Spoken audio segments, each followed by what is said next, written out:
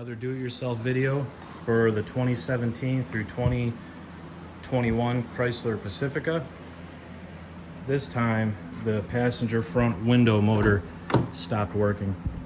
This is also a very easy job, just like my previous video, changing the ballast for one of the headlights and front bumper removal. This one here only requires a couple tools. First one here is just a small flathead screwdriver to remove this panel. Second one is this little panel in the armrest. These are 10mm bolts.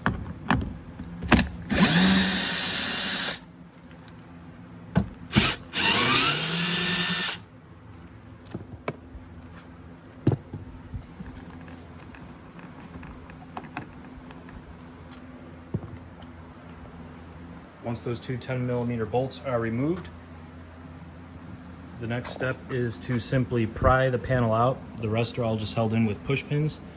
You can use your hand just to slide it back here and then pull out. The tabs seem pretty sturdy and don't seem to break, so it's pretty simple.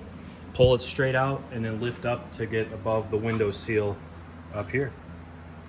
Once all the pins are released, you simply pull out the door panel and you'll see a few connectors back here. The first one is right here, and then for the door switch, right in the middle, right here. Pull that out, and I'm going to leave the other two parts connected simply because I already have access to the window motor right here.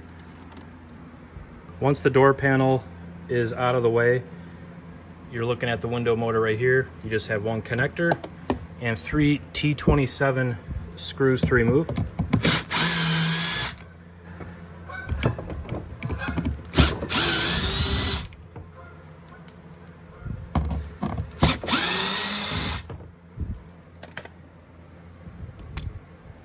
And the window motor comes right out. You can see the gears in there. This one here is damaged internally. I think the gears are probably stripped. And that's it for removing it. Once the new window motor is back in, go ahead and reattach the 3 T27 screws, then put the connector back on. And with that green connector right there, that's for the window switch. I went ahead and connected that just to try it out to make sure everything worked before I put the door panel back on, which it did. After that, just reinstall everything in the reverse order and you are done. Total cost less than $200 for a new window motor from the dealership.